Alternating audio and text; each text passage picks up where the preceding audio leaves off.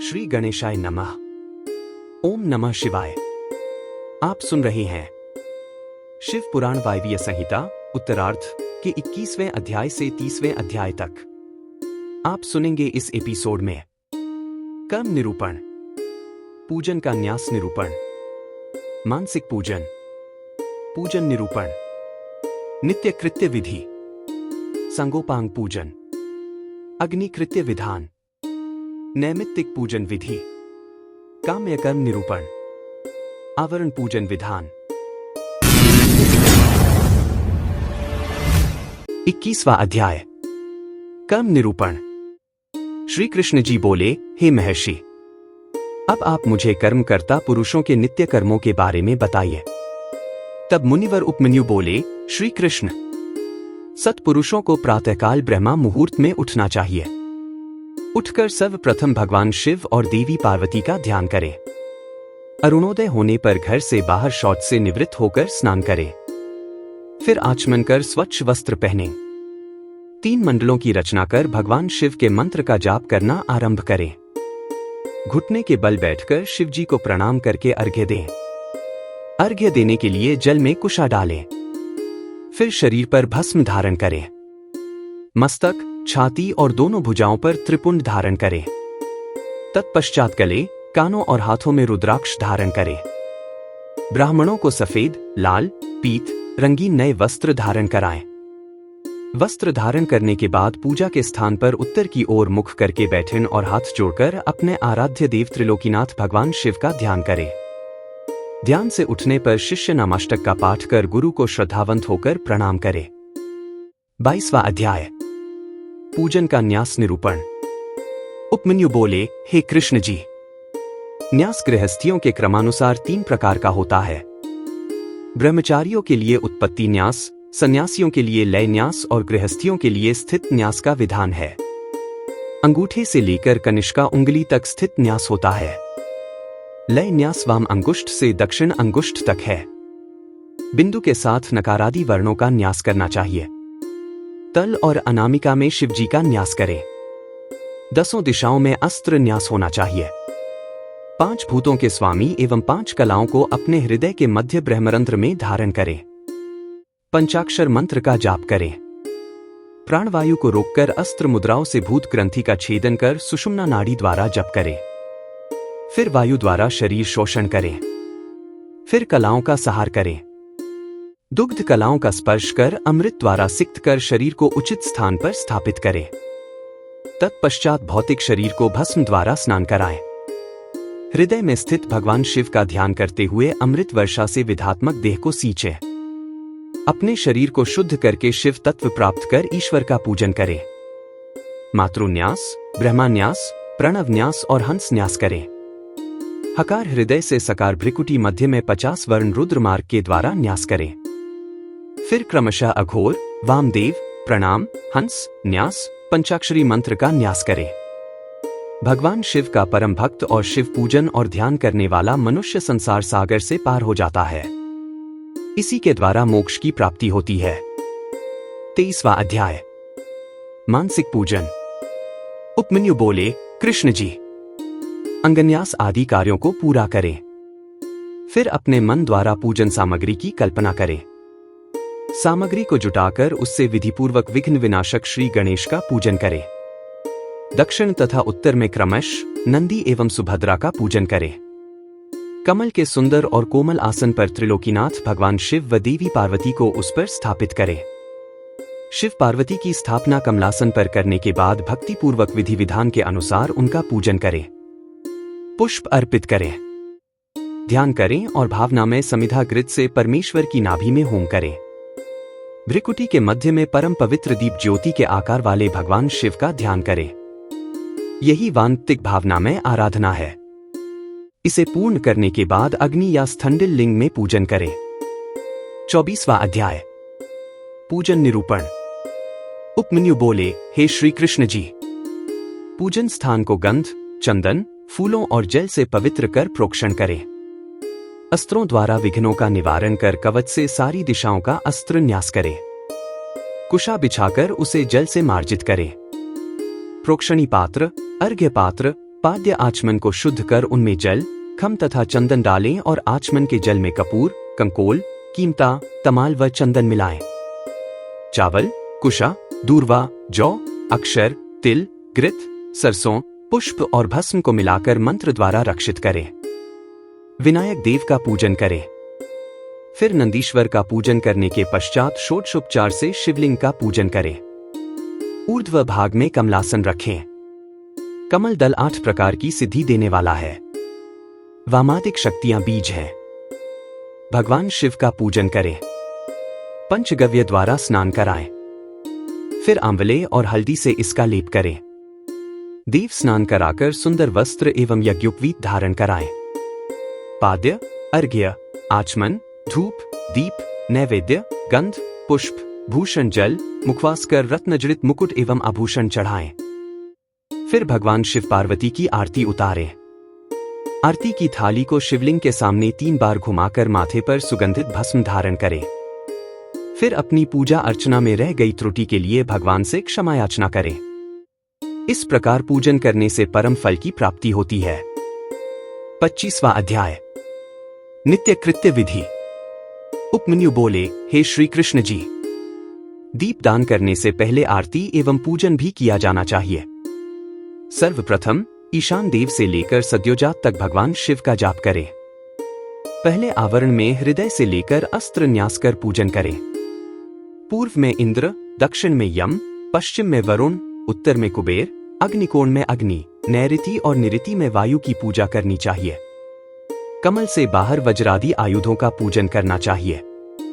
तत्पश्चात सभी स्थानों से 8 लोकपालों का पूजन कर मां जगदम्बा का पूजन कर उनकी आराधना करें। योग, ध्यान, जप और होम कृत्यों में 6 तरह का नैवेद्य होना चाहिए।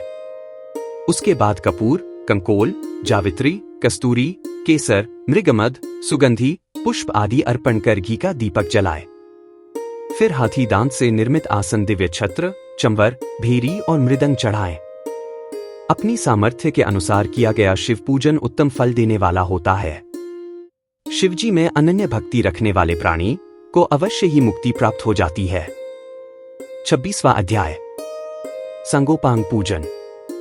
उपमन्यु बोले, हे कृष्ण जी, शिव पूजन परम फलदायक है। बड़े बड़े पापी, ब्रह्म हत्यारे, चोर, व्यभिचारी पुरुष यदि शिव पूजन करें तो उनके सभी पाप नष्ट हो जाते हैं। इसलिए पतितों को शिव पूजन अवश्य करना चाहिए। शिव पंचाक्षरी मंत्र का जाप करने से बंधन में पड़े मनुष्य बंधन से मुक्त हो जाते हैं। अनेकों योनियों में जीवन व्यतीत करने के पश्चात हमें मनुष्य योनि मिली है। जो मनुष्य इस अलभ्य मनुष्य देह को पाकर भी शिव पूजन नहीं करता, उसका जन्म सफल नहीं होता। इसलिए प्रत्येक मनुष्य को भक्तिपूर्वक त्रिलोकीनाथ भगवान शिव का पूजनाराधन अवश्य करना चाहिए। भगवान शिव के पूजन के समान अन्य कोई भी धर्म नहीं है। यह मनुष्य को सभी सांसारिक बंधनों एवं मोहमाया से मुक्ति दिलाने वाला है। शिव पूजन करने के पश्चात मनुष्य को परिवार एवं बंधु बांधवों सहित प्रसाद बांटना चाहिए। 27वां अध्याय। अग्निकृत्य विधान। उपमन्यु बोले, हे कृष्ण जी, अग्निकृत्य तो कुंड, स्थंडिल, वेदी, लोहे के पात्र अथवा मिट्टी के पात्र में कर्तव्य हैं। उसमें विधिपूर्वक अग्नि की स्थापना करनी चाहिए और फिर हवन करना आरंभ करें। सबसे पहले कुंड का निर्माण करें। कुंड के चारों ओर 3 मेखला होनी चाहिए। फिर कुंड में योनि की रचना करें।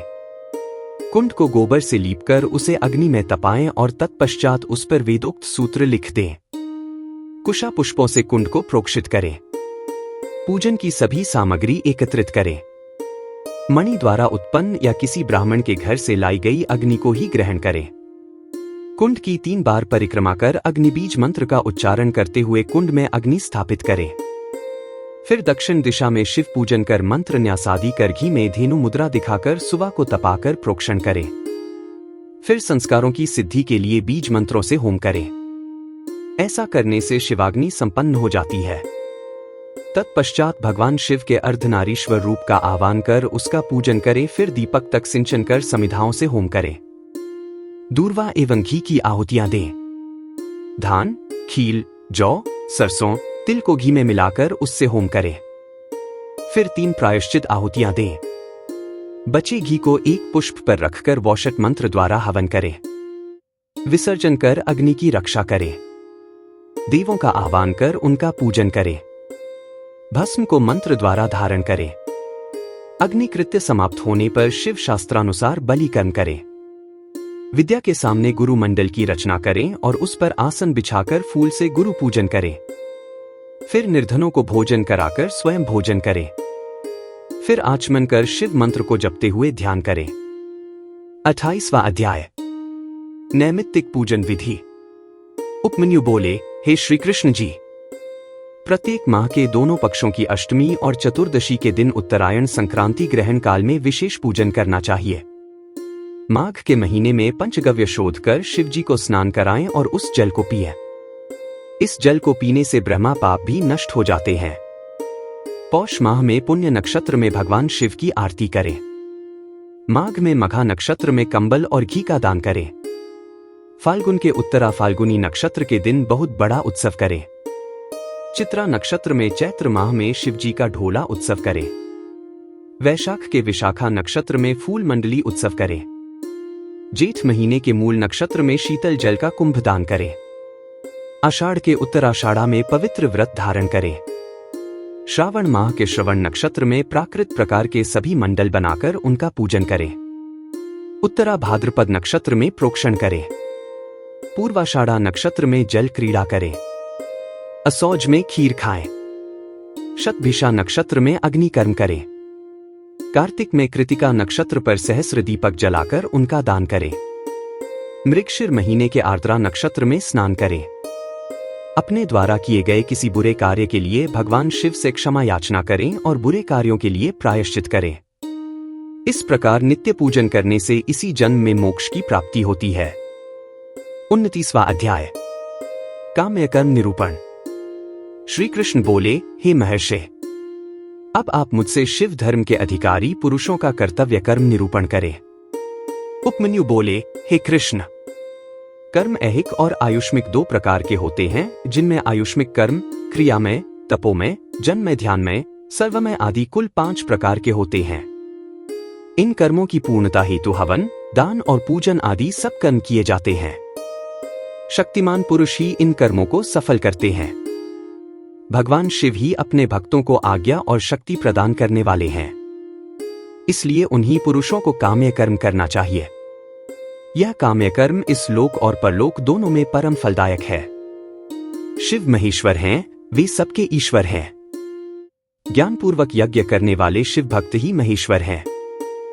इसलिए ही आभ्यंतर कर्म शैव तथा वाहा कर्म महेश्वर हैं।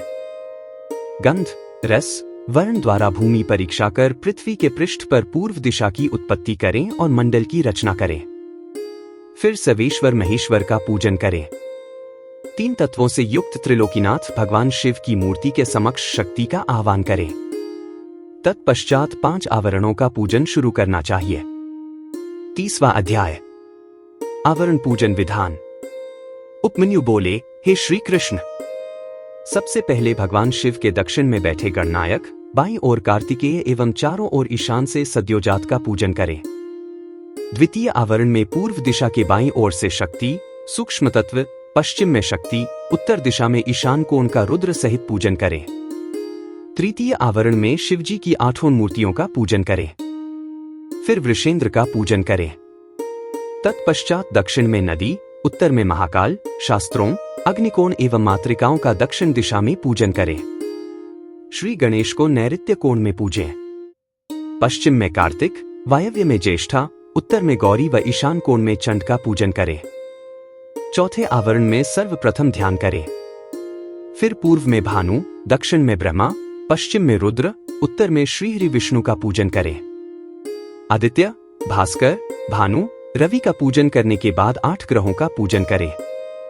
5वें आवरण में देव योनि का पूजन करें और फिर देवेश का पूजन करते हुए पंचाक्षरी मंत्र का जाप करें। पूजन करने के पश्चात भगवान शिव पार्वती को सभी भोग अर्पित करें। फिर स्तुति गायन करें और नमः शिवाय का 108 बार जाप करें। क्रमानुसार गुरुदेव का पूजन करें। सभी आवरणों के साथ देव विसर्जन करें। सब सामान गुरुदेव को अर्पित करें। यह योग योगेश्वर कहलाता है, जो चिंतामणि तुल्य है।